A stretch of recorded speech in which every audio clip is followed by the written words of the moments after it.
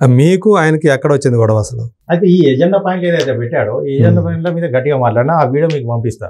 అయితే నేను మెంబర్షిప్స్ ఇవ్వాలి, రిటైర్మెంట్ ఇవ్వాలి అనే అంశం మీద మాట్లాడిన వీడియో ఒకటి. సరే ఇదేదో బాగానే ఉంది కదా, మనం ఫ్యాషన్ అని లీడర్షిప్ చేస్తున్నాం కదా, ఫ్యాషన్ కోసం అని చెప్పేసి నేను జస్ట్ వాట్సాప్ స్టేటస్లో పెట్టుకున్నా. ఓకే, మీరు మాట్లాడింది అది కూడా మాట్లాడిన వీడియో మాత్రం. ఇంకా దానిలో ఎలాంటి కాంట్రవర్సీ లేదు, ఎలాంటి బూతులు లేవు, ఎవరిని తిట్టినట్టు లేదు, అసోసియేషన్ కానీ ఏ మెంబర్ కానీ తిట్టినట్టు ఎలాంటి రాంగ్ లేదు అందులో. అంటే చాలా క్లియర్గా ఉంది వీడియో. ఆ వీడియో మీకు పంపిస్తా. ఆ వీడియో పెట్టుకున్నందుకు అతను కనీసం నాకు ఫోన్ చేసి చెప్పాలి, ఎందుకు పెట్టావని తీసామని చెప్పాలి. లేదంటే అలాంటి వీడియోలు ఇంకెవరైనా పెడితే బాగుండదేమో అనుకున్నప్పుడు అఫీషియల్ గ్రూప్లో 500 మందికి తెలిసేలాగా పెట్టాలి. ఎవరు పెట్టకూడదు, చేయకూడదు అని చెప్పాలి. అసలు అట్లాంటి వీడియో తీసుకోమని చెప్పి కూడా అతనే చెప్పాడు సార్. కెమెరామెన్ ఇప్పుడు ప్రతి మీటింగ్ కవర్ చేస్తాం మేము. కెమెరామెన్ వస్తాడు, మీటింగ్ అయిపోయే వరకు ఉంటాడు. తనకేదో ఆ రోజు వచ్చిన కెమెరామెన్కు అదేదో వేరే ఫంక్షన్ ఉండడం వల్ల మధ్యలో వెళ్ళిపోయాడు. మధ్యలో వెళ్ళిపోయినప్పుడు ఈయన జానీ మాస్టర్ ఏం చెప్పాడు, బాయ్స్ మీరే ఫోన్లో తీయండి, మిగతా బ్యాలెన్స్ మీటింగ్ని మీరే కవర్ చేయండి, మీరే రికార్డ్ చేయండి అని చెప్పినందుకు పక్కన నా ఇంకో డాన్సర్ ఎవరో మన ఫ్రెండే, మన మెంబరే కాబట్టి నేను మాట్లాడింది అది వీడియో తీసి నాకు పంపిస్తే అదేదో బాగానే ఉంది కదా, ఏముందని చెప్పేసి నేను జస్ట్ వాట్సాప్ స్టేటస్లో పెట్టుకున్నాక అది చూసి ఎట్లా పెడతాడు సతీష్, ఇది అది ఎట్లా పెడతాడు, అంతర్గత విషయం, ఇది బయటికి పోతుంది, అది అది మీరు దాంట్లో ఏమి ఆయన గురించి వ్యక్తిగతంగా ఎవరి గురించి అలా ఆ ఎజెండాలో ఉన్న వాటి గురించి ప్రస్తావించారా? Agenda point, just agenda point. అది స్టేటస్లో పెట్టుకున్నందుకు అతను కమిటీ గ్రూప్లో సతీష్ మీద యాక్షన్ తీసుకోవాలి, సతీష్ ఇలా చేశాడు అలా చేశాడు అని డిస్కషన్ మొదలుపెట్టిండు. మొదలుపెట్టడం వల్ల నేను ఫోన్ చేస్తాను తనకి. అరే నాకు ఒక ఫోన్ చేసి చెప్తే తీసేస్తా కదా, అందులో ఏముంది పెద్ద మ్యాటర్, ఒక నొక్కుతా పోతుంది, చిన్న విషయం దానికి ఏదంటే నేను ఏందో రేపు చూపిస్తా నీకు, నువ్వు డిలీట్ చేయకపోతే నీ అంత చూస్తా, నువ్వు స్టేటస్లో ఎట్లా పెడతావు అని చెప్పేసి కొంచెం సీరియస్గా మాట్లాడాడు. అంటే ఫస్ట్ మీ ఇద్దరి మధ్య ఫేస్ టు ఫేస్ మాట్లాడింది అట్లా అయినా అదే అంత ఫోన్లో అదే జన్లపాడి మీటింగ్ రోజు ఈవినింగ్ మీతో ఆయన మొదటిసారిగా అలా మాట్లాడడం అదే మొదటిసారి మీతోటి? అలా మాట్లాడడం ఫస్ట్ టైం సార్. ఓకే, మిమ్మల్ని గట్టిగా అరుస్తూ ఇంతకుముందు పర్సనల్ గొడవలు కానీ ఎలాంటి ఏం రైవలరీ అనేది ఏం లేదు? ఏ గొడవలు లేవు సార్. ఓకే, ఏ గొడవలు, అతను నేను పిలుస్తా, జానీ అని పిలుస్తా, నన్ను అన్నాన్ని పిలుస్తాడు, అంతవరకు బాగానే ఉంది.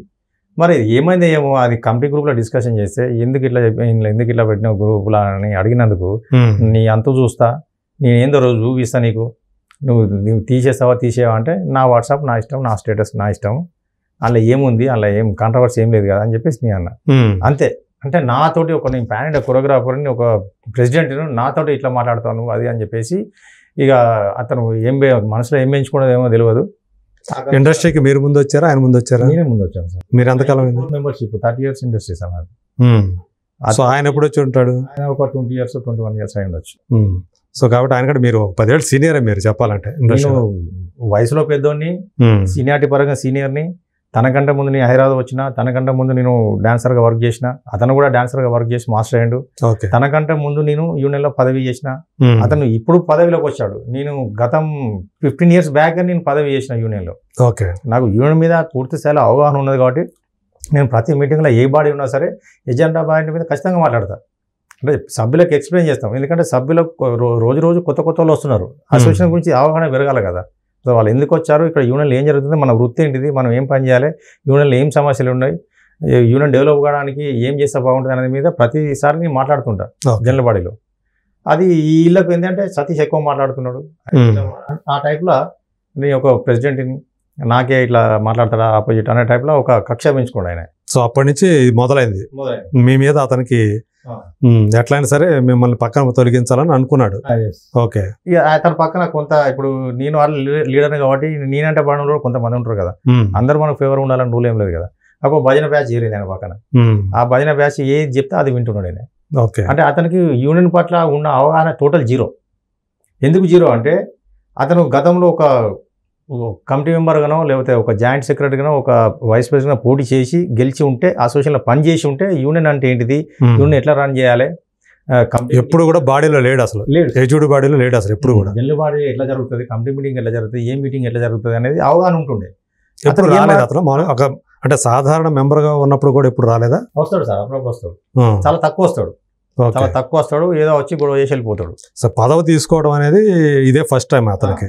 2 సార్లు పోటీ చేసి ఓడిపోయాడు, కొంత గ్యాప్ ఇచ్చి మళ్ళీ లాస్ట్ 2023లో వచ్చి ఇప్పుడు లేనిపోయి ఇప్పుడు గెలవాలి, గెలవాలంటే డబ్బులు ఖర్చు పెట్టాలి, ప్రెసిడెంట్ అనిపించుకోవాలి అనే దానికి. లేనిపోయిన హామీ వెళ్ళాలి, జనాలు నమ్మియాలి. నమ్మిచ్చాడు, డబ్బులు ఖర్చు పెట్టాడు. డబ్బులు ఖర్చు పెడితే ఎవరైనా ఆటోమేటిక్గా కొంచెం ఇంపాక్ట్ ఉంటుంది. డబ్బులు ఖర్చు పెట్టాడు, హామీలు ఇచ్చాడు, గెలిచాడు. గెలిచిన దగ్గర నుంచి ఈ రోజు వరకు జీరో, ఏం లేదు, ఏమి చేయలేదు అసలు, ఒక్క యాక్టివిటీ కూడా లేదు, చిన్న ఇది కూడా లేదు. ఓకే. ఈ లాస్ట్ బాడీలో అంటే మళ్ళీ 2025 ఇప్పుడు ఆగస్టు సెప్టెంబర్కి అయిపోద్దా, అక్టోబర్కి ఆయన పదవీ కాలం అయిపోతుంది. తను వచ్చి ఇప్పటి వరకు చిన్న ప్రోగ్రెస్ కూడా లేదు, చిన్న పని చేయలేదు, ఏ పని చేయలేదు సార్. ఓకే. జనాలను మభ్య పెడుతున్నాడు. అంటే మొన్న గెలిచే ముందు ఏం చెప్పాడు, నేను గెలిస్తే ల్యాండ్ వస్తా అంటే జనాలు నమ్మి అతనికి ఉన్న ఫేమ్కి నిజంగా వచ్చి జానీ మాస్టర్ తలుచుకుంటే మిగతా వేరే వాళ్ళతో అయితే లేదు, ఇతను గెలిపిస్తే వస్తుందేమో ఆశతోటి అట్లా. మొన్న జనరల్ బాడీ మీటింగ్ లో ఈ ఇష్యూ వచ్చినప్పుడు ఆయన ఏమంటా అన్నాడు, ఇంకా టైం పడుతుంది నాకు, ఇంకా టైం పడుతుంది, ఇంకా 6 నెలలు పడుతుంది, ఇంకా 3 నెలలు పడుతుంది అని ఏదో చెప్పి స్కిప్ చేసింది దాన్ని. ఇప్పుడు బయట జనాలకి ఏం చెప్తుండు, నేను రామ్ చరణ్ అన్నతో మాట్లాడినా, మీ ఇద్దరం వెళ్ళి పవన్ కళ్యాణ్తో మాట్లాడతాం, పవన్ కళ్యాణ్ వెళ్ళి చంద్రబాబు నాయుడుతో మాట్లాడతాడు, ఇప్పుడు అక్కడ ప్రభుత్వం వచ్చింది, ఇప్పుడు మనకు ల్యాండ్ వస్తుంది అని చెప్పేసి మళ్ళీ ఒక మస్కా కొడుతున్నాడు డాన్సర్లకు. ఇది ఇక్కడ వేరే ఉన్న ల్యాండ్ కు హైదరాబాద్ అసోసియేషన్ అక్కడ అమరావతిలో ఉన్న వాళ్ళు ఏం చేస్తారు నాకైతే అర్థమైతే లేదు. ఓకే. అంటే మళ్ళీ వేరే అక్కడ వాళ్ళు వేరే ఏమైనా ఇంకో ల్యాండ్ ఏమైనా ప్లాన్ చేస్తారు, ఇక్కడ ల్యాండ్ వాళ్ళు ఏం చేస్తారు అసలు, తెలంగాణ గవర్నమెంట్ కదా చేయాల్సింది కదా. అంటే మీకు మళ్ళీ దాంట్లో లెటర్లో చూస్తే ₹1,00,000 మీ మీద ఇంపోజింగ్ అదే పెనాల్టీ వేసినట్టు ఉంది. అవును సార్, ఇది ర్యాష్ గా మాట్లాడినందుకు. అంటే ర్యాష్ గా అంటే ఇప్పుడు మా ఫోన్ సంభాషణ వల్ల నాతో నువ్వు ఇట్లా మాట్లాడతావా, యాజ్ ఎ ప్రెసిడెంట్ నువ్వు ఒక ప్యాండ్ కొరియోగ్రాఫర్ ని నువ్వు నాతో ఇట్లా మాట్లాడతావా అని చెప్పేసి ₹1,00,000 ఆ గ్రౌండ్ మీద మీకు వేసారు ఫైన్. గ్రౌండ్ మీద ₹1,00,000 ఫైన్. అలా నిబంధనలు ఉంటాయి అసలు ఎక్కడైనా. మీరు ఒక ప్రైవేటు అంటే బయట మీకు అక్కడ మీటింగ్ లో కాదు, అది మీరు వ్యక్తిగతం, మీరు బయట మాట్లాడుకున్నది, దానికి ఎట్లా మీ మీద వేస్తారు? ఇది అడిగారా? ఇది కొంచెం అడిగితే ఏమంటారు, నేను ప్రెసిడెంట్ అంతే అంటున్నాడు. అంటే బయట జరిగిన సంభాషణకు అసలు ఇలాంటి సంబంధం లేదు. మీ మధ్య జరిగింది అది ప్రైవేట్ సంభాషణ కింద వస్తుంది, 100% ప్రైవేట్ సంభాషణ. దానికి యూనియన్ కి సంబంధం ఉండదు. తనతో వాదన పెట్టుకున్నది కూడా జనరల్ బాడీలో కాదు, అసోసియేషన్ లో కాదు, లొకేషన్ లో కాదు, అధికారిక ప్రాంతాల్లో అసలు మా ఇద్దరు సంభాషణ జరగనే లేదు. Okay. Just phone to phone. అతను ఎక్కడో అంటే ఇప్పుడు నేను ఆయనతో నేను మాట్లాడితే నా మీద కూడా పైన వేస్తాను అంటాడేమో, ఒకవేళ నేను మెంబర్ కాకపోయినా వేస్తాడు సార్. ఆ టైప్ క్యారెక్టర్ సార్. ఓకే. అంటే మనిషి సైకో లక్షణాలు బాగుంది, ఒక నియంతృత్వ పోకడ, అంటే ఎడ్యుకేషన్ లేదు, చదువుకున్న 3rd క్లాస్, దానికి చదువుకి సంబంధం లేదు, డాన్స్ కి చదువుకు సంబంధం లేదు. బట్ ఇక్కడ ఒక బాడీ రన్ చేయాలి, 500 జీవితాలు, 500 మంది ఫ్యామిలీస్ నమ్ముకొని ఉంటారు అసోసియేషన్ అన్నప్పుడు. మరి ఇంత మందిని దృష్టిలో పెట్టుకొని పని చేయాలంటే దానికి ఎడ్యుకేషన్ కావాలి, అడ్మినిస్ట్రేషన్ తెలిసి ఉండాలి, అవగాహన రావాలి ఫస్ట్.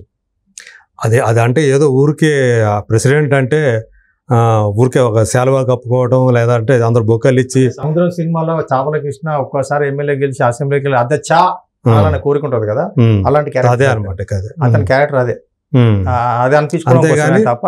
మనం ఎవరికైతే మనం చెయ్యాలో, ఎవరికి చేస్తామని మాట ఇచ్చి వచ్చాము ఆ పదవిలోకి, వాళ్ళకి చెయ్యాలి అనేది ఫస్ట్ మనం రావడంతో.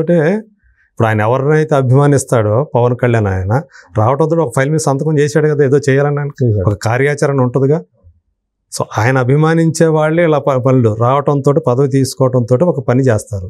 సో ఇప్పుడు 8 నెలల కల్లా ఆయన ఏమీ చేయలే. అయితే ఇప్పుడు వాట్సాప్ గ్రూపులు ఉంటాయి కదా, డాన్సర్లకు మాస్టర్లకు సంబంధించినవి, మా అసోసియేషన్ సంబంధించినవి. అందులో కొంతమంది మాస్టర్లు కానీ డాన్సర్లు కానీ, ఏమైంది మాస్టర్, మా ఇన్సూరెన్స్ ఏమైంది, ల్యాండ్ ఏమైంది, గెలిచి మీరు ఇన్ని రోజులు అవుతుంది అని చెప్పేసి ఎవరైతే గట్టిగా మాట్లాడుతున్నారో వాళ్ళకి పర్సనల్గా ఫోన్ చేయడం. వాళ్ళ భార్య కూడా మా మెంబరే, తను ఇప్పుడు వర్క్ చేయట్లేదు. ఆమె ఈయన ఇద్దరు కలిసి పర్సనల్గా ఫోన్ చేసి, నీకన్నా డబ్బులు కావాలన్నా 5,000 10,000 కావాలంటే ఇస్తా, లేదా షూటింగ్ కావాలంటే చెప్పు, నెక్స్ట్ మంత్ సాంగ్ ఉంది, సాంగ్ వచ్చాయి, నువ్వు గ్రూప్లో మాట్లాడకు అని చెప్పి ఇట్లా పర్సనల్గా తను ఓన్ చేసుకునే ప్రయత్నం చేస్తున్నాడు. ఓకే. వాళ్ళు మాట్లాడకుండా గ్రూప్లో మాట్లాడకుండా ఇచ్చినప్పుడు ఏదైతే క్వశ్చన్ అడుగుతున్నాడో ఆ గ్రూప్లో సమాధానం చెప్తే అందరికి అర్థమైపోతుంది కదా. అట్లా ఎప్పుడైనా ఓకే గ్రూప్లో వింటాడు, వదిలేస్తాడు, పక్క నుంచి పర్సనల్గా కాల్ చేస్తుంటాడు. అంటే వీళ్ళని మాట్లాడకుండా చేయాలి, దువ్వేసి పెడతాడు. తను కాలం గడుపుకోవాలి అంతే. కొంతమందికి డబ్బులు అంటే ఫ్రీగా వస్తున్నాయంటే ఎవరికైనా ఆశ ఉంటుంది.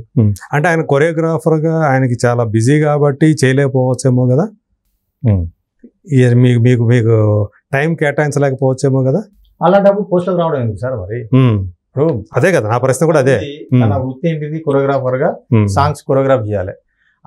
దానిలో బిజీగా ఉన్నప్పుడు ఇక్కడ అసోసియేషన్లో పనిచేస్తానని చెప్పేసి ముందుకు వచ్చడం ఎందుకు, లేనిపోయిన హామీలు ఇచ్చి, అది తప్పు కదా. మీకు జరిగి ఇప్పుడు ఆయన వల్ల మీకు జరిగిన అన్యాయం ఏంటి? నాకు ఏంటంటే ఇప్పుడు 5 నెలల నుంచి నన్ను షూటింగ్ చేయనియట్లేదు. నన్ను 10 సంవత్సరాలు ఎలక్షన్లో పోటీ చేయొద్దని, మీటింగుల్లో మైక్ బట్టి మాట్లాడొద్దని చెప్పేసి నాకు రాశారు. ₹1,00,000 ఫైన్తో పాటు.